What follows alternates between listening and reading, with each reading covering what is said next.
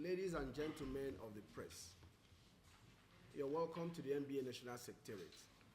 And let me start by thanking you for honoring our invitation to this press conference. We thought it was a matter of national importance that we have this press conference this afternoon to discuss a very disturbing issue which came up last night. The NBA has had to issue a press release, but also thought that having a face-to-face engagement with the press would also be much more apposite in the circumstance we have found ourselves.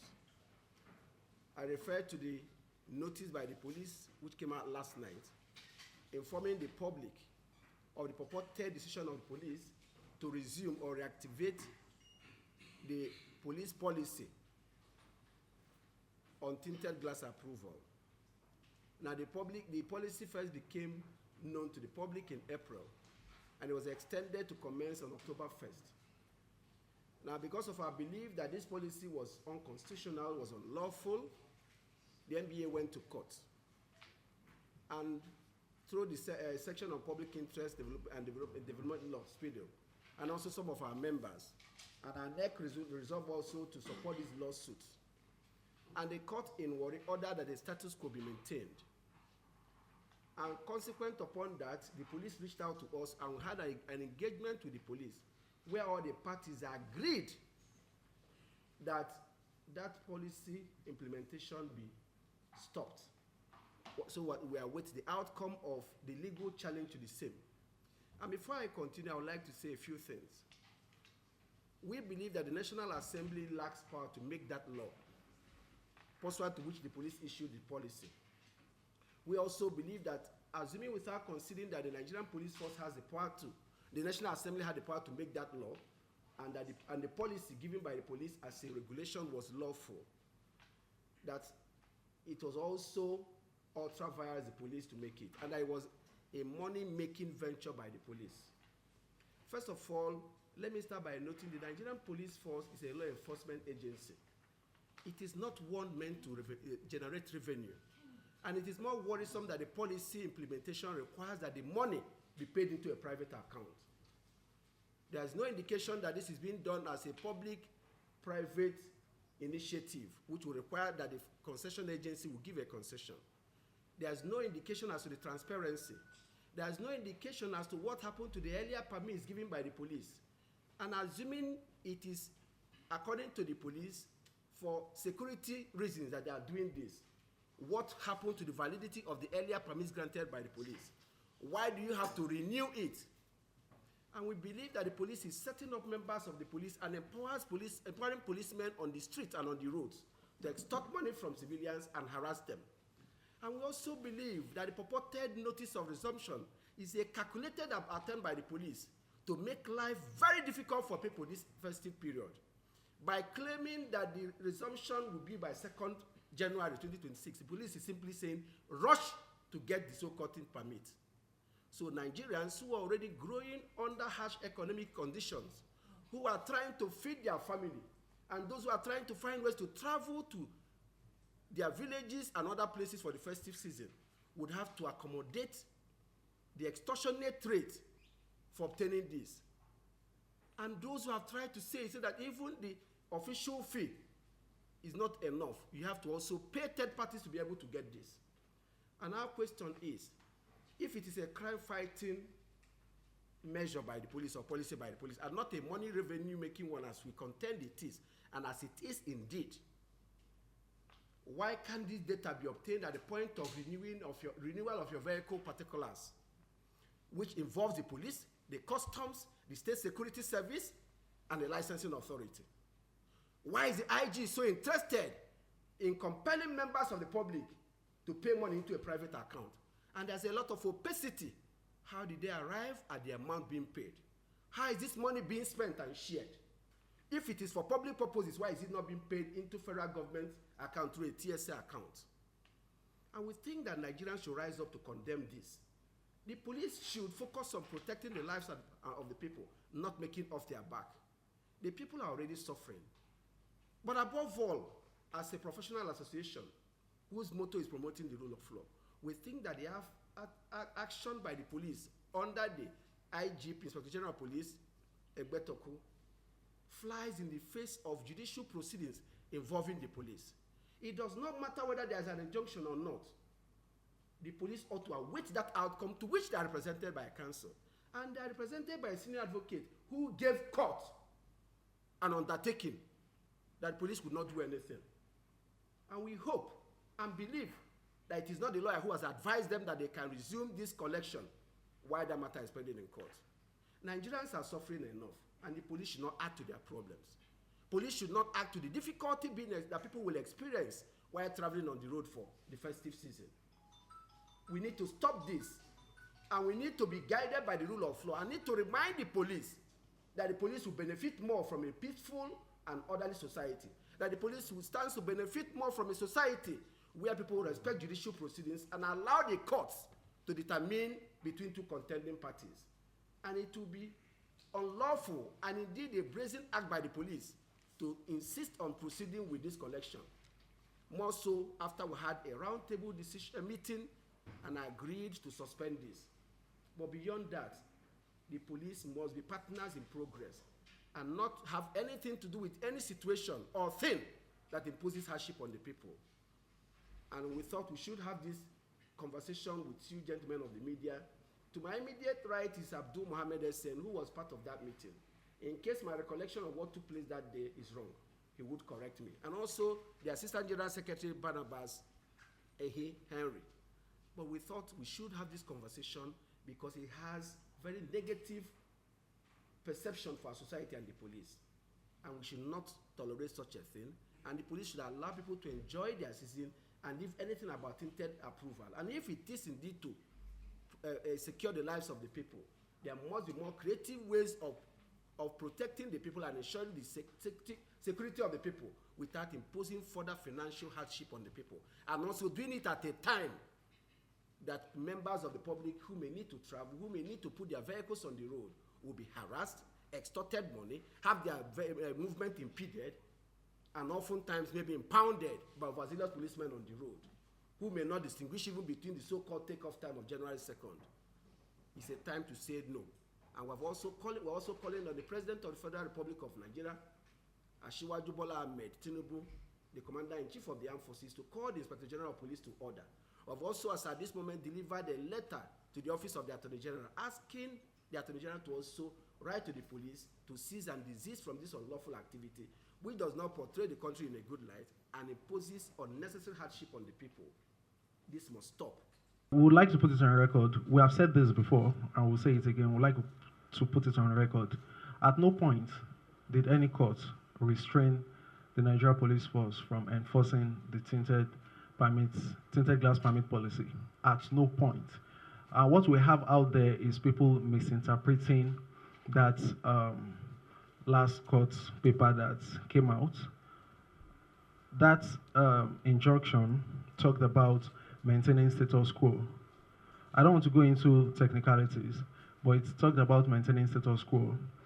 As at the time that order was given, the status quo as at then was enforcement, not pre-enforcement. Enforcement was ongoing, and the court said maintain status quo. In fact, the court said it specifically that the request, the prayer of that lawyer that came to court seeking that it should be stopped would not be granted yet. It stated there, the document is out there.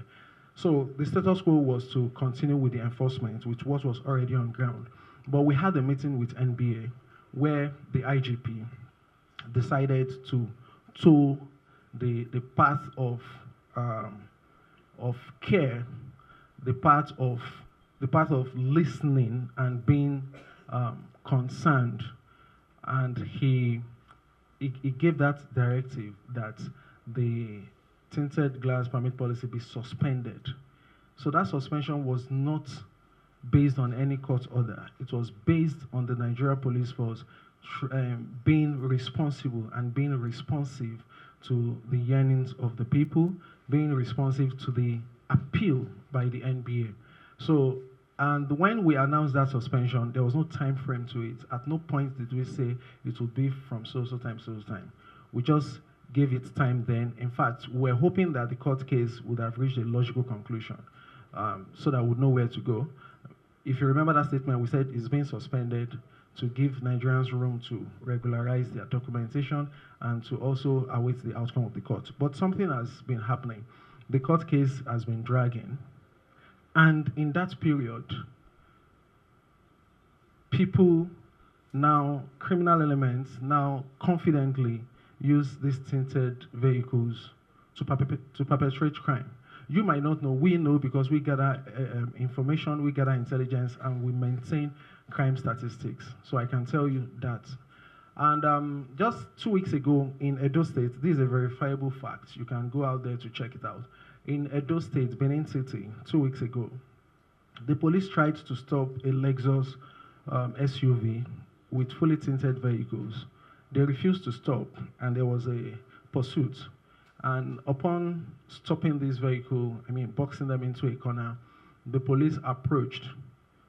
And the next thing was for the occupants of that vehicle to open fire on the police officer. He died instantly, an inspector of police.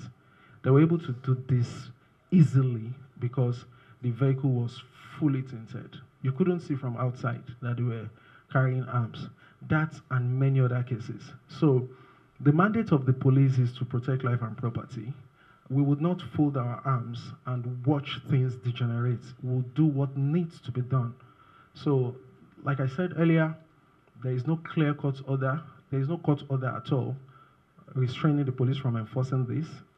And since the case is still ongoing, and in that period, this is causing more criminality, we will do the right thing to start enforcing this permit policy until the court case can be concluded. So until the court makes a clear pronouncement, we will continue enforcement of this tinted permit policy.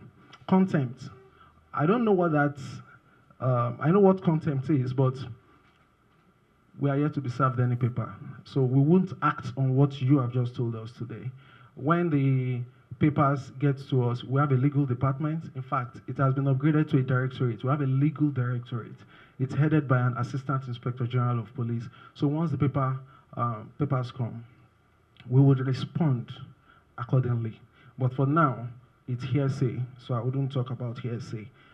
The money is being accrued from this is going into private pockets. I've answered this question several times, that this is a departure from the old tinted permit system where everything was manual, where everything was paper-based. This time around, you are going to a secure website. For those who know a thing or two about the internet, for you to operate a website or a database where you have people's confidential information, phone numbers, NIN, house address, date of birth, you need extra layer of security. They don't come free. They don't come cheap either. So everything is online. There's a database. Your information is going in there. Do not forget that for Nigerians abroad who want to get tinted permit for their cars in Nigeria, because they need their relatives to drive these cars, they have to be the one to submit their biometrics. And the system is so advanced and sophisticated such that you can be abroad and submit your biometrics, your picture, it can scan your face, your fingerprint. This is the kind of advanced technology that is being deployed. They don't come free, neither do they come cheap. And yearly, if you know a thing or two about security certificates, you renew them yearly. You don't buy any security certificates, your SSL, your firewalls. You don't buy, well, for some, it might be one-off payments, but for many others, you renew them yearly.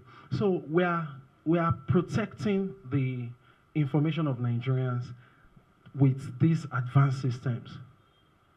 And these systems require maintenance. So like I said before, I'm going to say it again, the money is being charged is to run that database, to keep it going. It's not a money-making venture, it's not a revenue-generating drive. It is to ensure that there is peace, there is safety and security for Nigerians. I don't know if I've answered everything about these tint permits that have been asked. Um, s- uh, I'm re-echoing what they said. They said he has said it exactly. I've talked about the monies and what the money is being used for. Somebody said it's unlawful, that the entire policy is unlawful. No, it isn't. It isn't. What I'm saying is that the money is going to a private account, Parkway Ventures, not the one that Echo said it. You have told us what the money is meant for. My question is, why is it a private account, not a TSA account? That's my question. Thank you. Talking about unlawful, that the entire system itself is unlawful, I'll let you know this, that before this kicked off, it went through all the necessary processes. Every single step that needs to be done was fulfilled. In fact, you would see that the website is a government website. It is posap.gov.ng. If something was illegal, trust me, it wouldn't have a .gov.ng extension. If anything was illegal, the government itself, the federal government itself, created that website for POSAP. There is no other proof of legality you are saying. And for channels asking about the particular fund it is going into, these are things that have all been ratified. The system, the process, the beginning, the middle, and the end are things that have been ratified by the government before it kick-started. That's the much I would say about that. Xmas, Christmas Eve attack, that there is intelligence about that.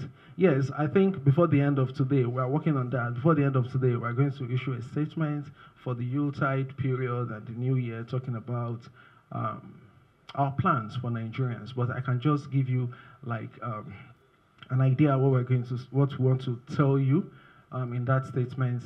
The Inspector General of Police, IGP Kayode Adolo Egbezugun, has already given marching orders to all commissioners of police, all across the country, to step up patrol, to step up intelligence gathering, to step up operations all across the country to ensure that this period is safe for Nigerians to move about. So we're assuring Nigerians that yes, there could be information flying about certain things, verified and unverified, but we are also not sleeping. We are doing everything possible. And we also call on Nigerians to also support security agencies by giving information anytime they have such, so that we can quickly act on them.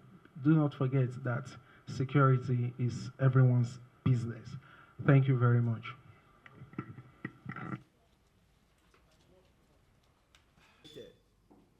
And we kept quiet because we were in court. And we know the courts are commencing vacation. Then more harm may be done. So we also need to show that that notice of resumption or reactivation, as it was titled, ought not to have been made and should be immediately withdrawn to allow the judicial process take its place. And if the police is sincere about the suggested continuing engagement with the bar, for us to get back to the table to do that. I mean, the NBA will support anything that restores peace and order to society, that enables the police to fight for the welfare and security of the people. But the lawfulness of such action must be guaranteed. And if it becomes a revenue-generating one, like the tinted draft policy appears to be, then we must all fight it, because you cannot pretend to be fighting security when in actual fact you're only interested in the money you collect from people. And like we said to the IG, if he says it's about security, nobody is checking anything. Once you upload the documents and make the payment, they issue it to you. So you know who is fooling who? It's a scam. And we should call it out for what it is. How did they arrive at the choice of that company? What is the company doing for them? How is this money being shared? Why is the money being paid into a private account? How did we get there? If it is about fighting security and people already had that permit, why are you, by one sweeping statement, revoke them and require them to come back for data you're supposed to already have? How? It's a fraud meant to line the pockets of a few persons and thereby break the backs of Nigerians who are growing under the economic situation we find ourselves in. And we shouldn't allow that. It's a scam. to just give a vote of thanks, just to appreciate all the stakeholders that are here, and on behalf of the Nigerian Bar Association, given the short notice, we only just received the press release from the IGP yesterday, and we are here showing that we are all committed to the national rule of law and the national development. I want to commend Mr. President for timely releasing this press release. Nigerians have been waiting for our guidance, and I want to say as a section 2, we are very grateful for the President taking the bull by the horn. We want to see that we are already in court. I'm a member of the legal team. The secretary of our committee, the immigration committee, is also here, and Kule Edu and others. They would have been here, but given the short notice. But I want to assure Nigerians that we will do our best to implement what the President has said and ensure that we call those who are supposed to implement the rule of law to order. There is a pending proceedings, and we should respect that. So I think that is just all, and to appreciate everybody. Thank you, and God bless you. Thank you so very much. And we all agreed in it. And in the course of hearing, their counsel gave an undertaking that the police will not do anything. And that is a judicial undertaking that the counsel has done on behalf of his person. And the court noted that, and it has the effect of an order of court. When we say we will not take any steps, and indeed, even in the absence of that, when we are challenging such a policy, the normal thing would be for the police to respect the judicial proceedings and allow a judicial pronouncement to be made on the matter. If indeed the police is the responsible organization we believe it to be, whether with or without a positive court order stopping them, they have a duty to respect the outcome of that matter so that the court will make a pronouncement on it. It would be irresponsible of any of the parties to continue to take steps to implement a policy like that is being challenged.